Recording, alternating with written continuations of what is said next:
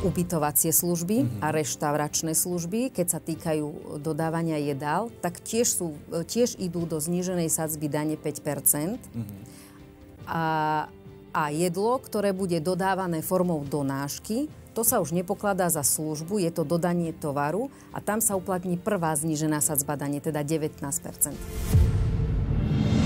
Od 1. januára začnú platiť viaceré novinky z legislatívy zákona o DPH.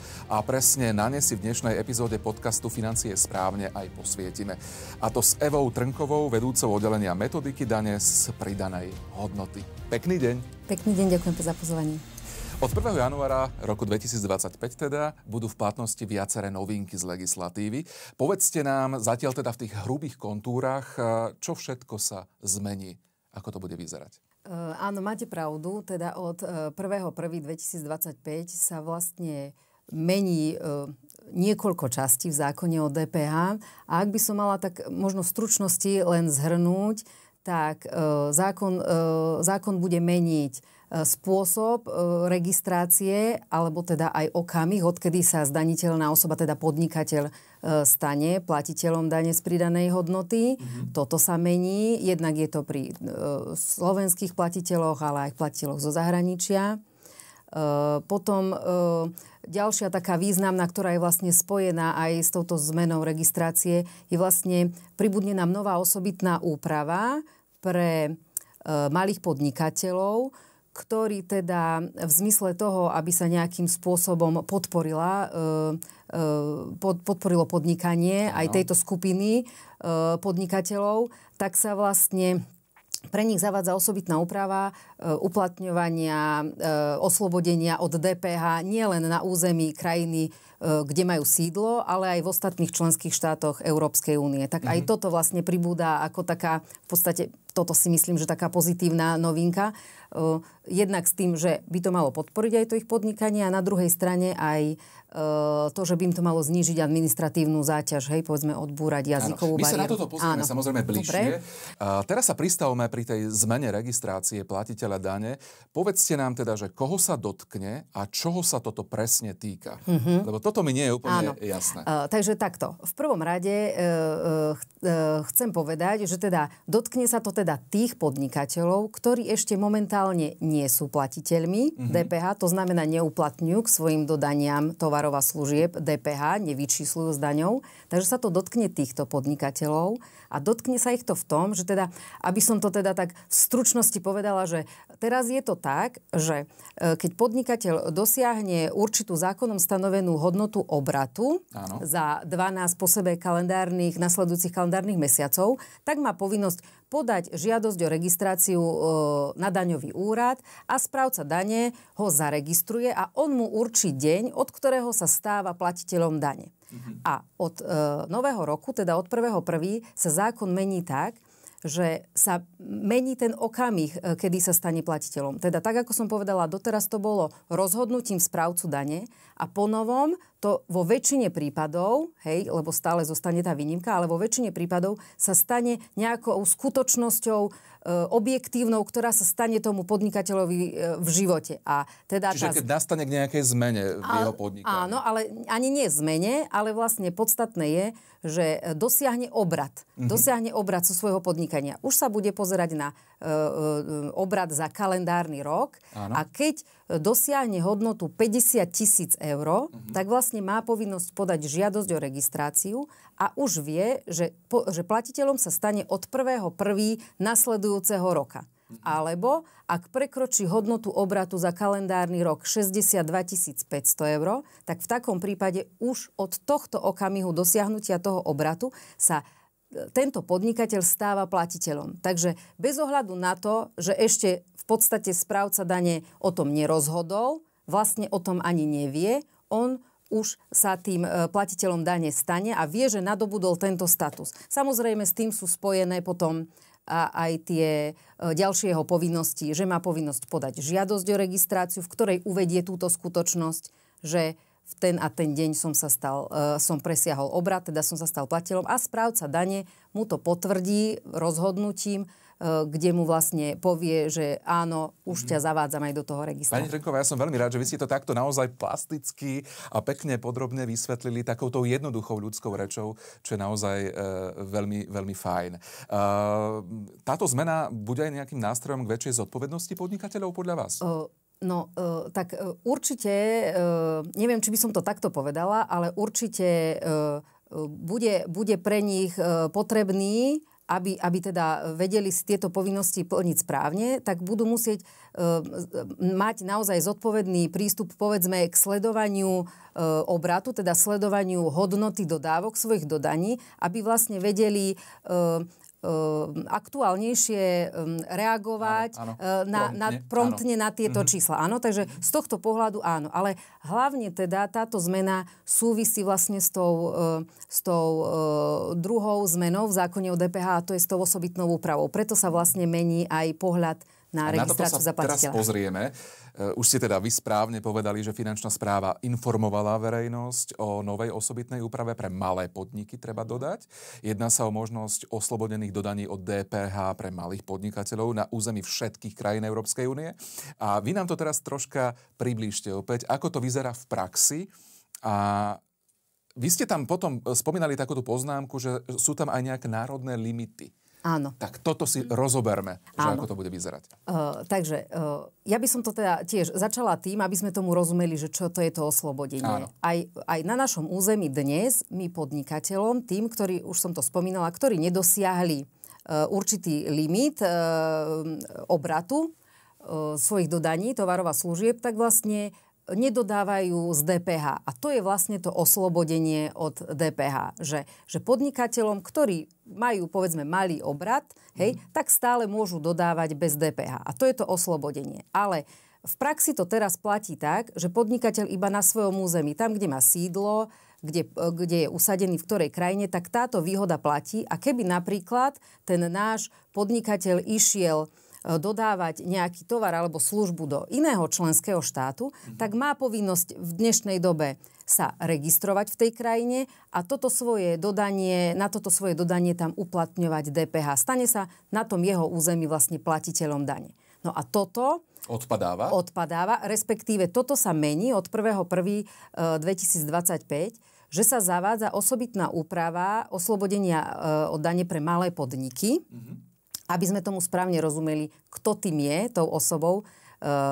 Európska únia, alebo teda európska legislatíva si povedala, alebo teda uzákonila definíciu, že malým podnikom budeme pokladať osobu, ktorá na území Európskej únie, teda keď spočítame všetky dodania, za kalendárny rok nepresiahne hodnotu obratu 100 000 eur. Aha, to je dôležité. To je dôležité. Toto je veľmi dôležitá informácia, lebo nie je to pre každého, je to len pre takúto. Je tam limit 100 000 eur. Áno, toto je tá základná informácia. A vlastne každý, ktorý do takejto skupiny padne, má tu možnosť sa zapojiť do tejto osobitnej úpravy. Zase upozorním, aj to je dôležité, ako som povedala, že možnosť, teda nie je to povinné, je to dobrovoľná úprava a má možnosť sa teda zapojiť, a to tak, že vo svojej krajine, tam v svojej daňovej správe, ktorej rozumie, ktorej sa vie opýtať a tá mu vie povedať, tak vie povedať, že áno, chcem takúto osobitnú úpravu uplatňovať v tom a v tom a v tom členskom štáte.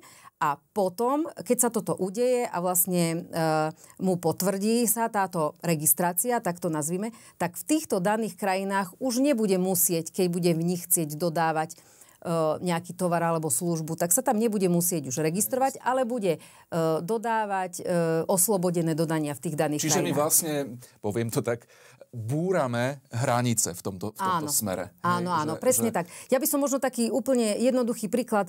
Povedzme, máme veľa živnostníkov alebo teda nejakých podnikateľov, ktorí podnikajú v stavebníctve, a robia povedzme nejaké stolárske práce u nás, ale sa stane, že aj v Maďarsku, aj v Čechách. A doteraz to bolo tak, že keď išiel tam sa musel registrovať a tak ďalej. A teraz, keď sa rozhodnú uplatňovať túto osobitnú úpravu, tak o tom dajú vedomosť len u nás. Tie krajiny im potvrdia to, že môžu a tým pádom budú tam vlastne dodávať bez dania, nemusia sa tam registrovať. Veľmi dobré a prakticky vysvetlené. Ďakujem veľmi pekne.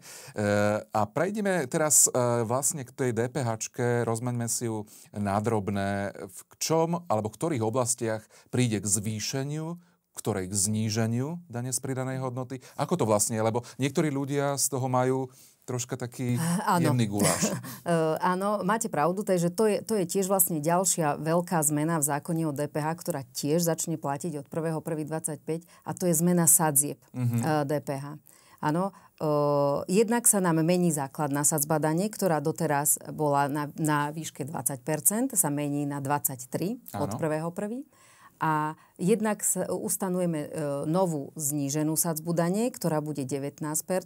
A potom máme druhú zníženú sadzbu dane, ktorá je 5%, ktorá aj doteraz bola v zákone, ale teda sa do tejto sadzby dane presuní iný segment tovaru a práve preto si to teraz rozdielme, ak môžeme, také bublinky si urobme teda, že 23%, 5%, čo, kam sa presúva a tak ďalej. Tiež môžete aj zo života z praxe. Áno. Tak ako nedá sa to úplne presne, ale aby sme tak akože možno nejaké základné, taký základný prehľad, tak vlastne potraviny, ktoré doteraz boli, lebo mali sme určitú skupinu potravín, ktoré boli v 10% zníženej sadzbe dane, tak tieto sa presunú do 5%. Áno, teda sa zníži sadzba dane na tieto potraviny. A všetky ostatné potraviny sa presunú do 19% sadzby dane. Takže bude sa na ne uplatňovať tá prvá znížená sadzba dane. Áno, takže toto je možno taká jedna z tých zmien, ktorá nastane. Potom do zníženej 5% sadzby dane sa nám posunú, ja si trošku pomôžem takým ťahačikom, čo tu mám, aj vybrané lieky, zdravotnícke pomôcky, ale aj knihy, tlačené knihy, ktoré sú teda... O knihách sa veľa rozprávalo, tie sa... Pôjdu na 5%. Pôjdu na 5%. Teda, tak ako zo začiatku to v tom pôvodnom návrhu neobsahovali tú zníženú sadzbu dane, tak teda sa to nakoniec do toho zákona dostalo a aj knihy pôjdu teda do zníženej sadzby dane 5%, tlačené, ale teda aj online knihy. Aj tie pôjdu. Áno, takže aj tie pôjdu do 5% sadzby dane. Potom sú to aj vstupné na športové podujatia a vstupné do fitness centierských služieb. By som toto spomenula, že pôjdu do zníženej 5% sadzby